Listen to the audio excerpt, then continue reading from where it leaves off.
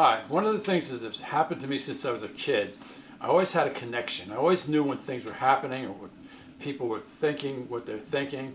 I had one girlfriend, we were walking past a candy store, and I said to her, "I'm not buying you that white chocolate." And she's like, "How'd you know I was thinking about that?" We used to think that was ESP. But I've had that thing. My dad died when I was 16. I woke up at 8 o'clock in the morning, knowing he had passed. They called us at 8:30. Now I know everybody's going to say they got this gift. And yes, everybody has that little bit of gift where, oh, I know, Joanne is going to call, or I'm thinking about Joanne, and all of a sudden Joanne calls. Not quite the same thing. What I get is that on steroids, okay? Because it hits my gut. It makes me a little bit anxious. I'm not an anxious person, not anxiety as you think.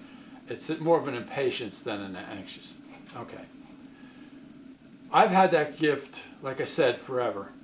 I've known every president that was running for office was going to be elected and was going to win the election, including Obama, before he was even nominated when he was running against Hillary.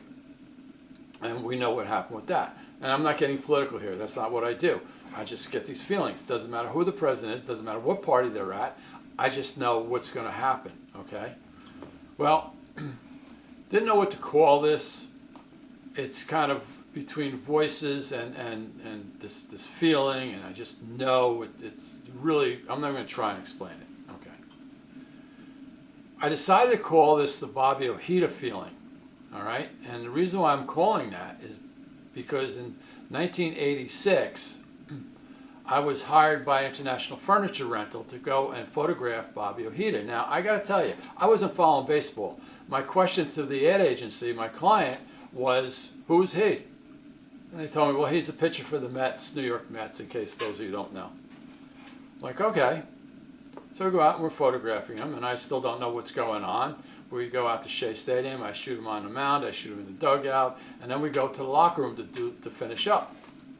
And while we're in the locker room, he's a very nice guy, really a good guy to work with, I got to tell you. He says to me, we're going to the World Series next week. Now, I didn't even know the World Series was coming around. That's how much I was out of baseball, okay? And all of a sudden, that feeling, you're going to take it all. And I just got this feeling like, wow, this is going to be like, they shouldn't, but they're going to take it all.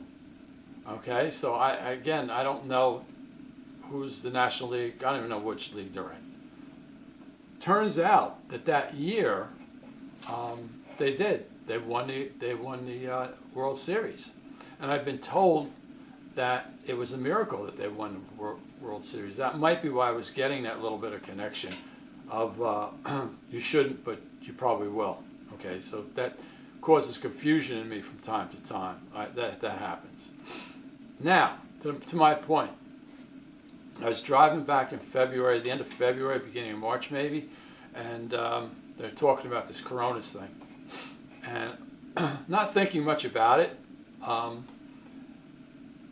of a sudden I got, this is out of here in April. It's not going to be around long. And I'm like, okay. At the time they were talking about it, it really wasn't that big a deal anyway. They didn't really know the magnitude of which this was going to be. Then I kept getting that. But then I kept seeing how terrible it's getting. This is why I have to shut off the news when I do this. And I'm like, okay, this is going to be wrong. It's not going to be right. It's no way it's going to be right, okay? But it is going to be right. So I'm telling myself no, and that feeling or that voice is believe in it. Well, sure enough, we're seeing all these major events, all these things that are happening very quickly. By the way, a part of me that says this isn't going to happen was we were hearing from all the doctors that it's never going to happen, that it can't happen. It's going to take 18 months. We're going to be quarantined. Be careful of the quarantine thing. That might not go away, but if it doesn't go away, that's going to be political. But while I am listening to this now, a new vaccine, more stuff on the horizon, moving quicker. They're moving light speed when they normally didn't. And I listen to these talking heads on TV, and this is how I feel very strongly it's going to happen. I get that impatience. I'm listening to these talking heads and I'm screaming at them. You don't know what you're talking about. You're out of your mind. It's not going to be here. It's going away.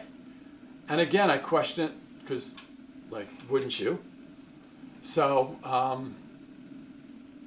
then I hear somebody say, well, Sylvia Shore was a food photography client.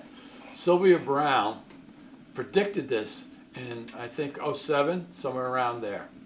And she predicted it's going to come on quickly and it's going to leave as quickly. I said, there's what I needed to hear to believe in this. Now, I'm going out on a limb telling you this.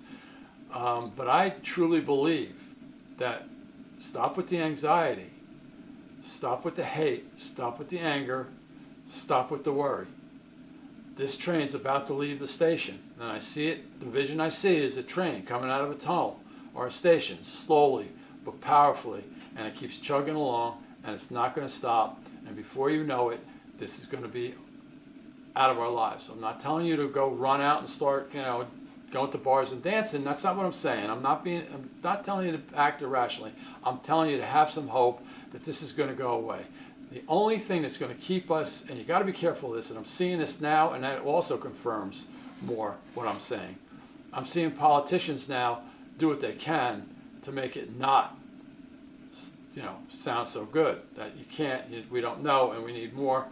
I question things like why New York, San Francisco, Los Angeles, Seattle, Washington. I have my own theories, but there's more to that than just people getting sick. There's a reason for it. They're not telling us, okay? And I'm not talking conspiracy. I'm talking they're hiding something that they don't want us to know for whatever reason. But please, have some faith. I'm really going out on a limb here. I never do this. I never tell people, but I feel as though we're walking around feeling so hopeless and so devastated and so destitute. I don't want people falling into depressions. I don't want people falling into suicides. Believe me, it's going to go away as soon as it came, and we'll be back on our feet before you know it. Have faith. Do me a big favor, everybody that's listening to this. Always stay hopeful. Don't be hopeless. Okay? And if you want to write me and say, oh, you can't be talking like this, look, I didn't say anything that you're going to have to go out. I'm just trying to give people some hope and something to hold on to. Now, in about five weeks or so, I'm either going to be the biggest bum in the world, and all the people, the Bible thumpers as I call them, are going to come out after me, or I'm going to be proven right. I don't know. I'm not going to predict it. We'll see. I'm keeping my fingers crossed, man, because I never go out on this limb, and I don't know what the hell I'm doing this, but here I am. Okay. Keep the faith. Keep hopeful.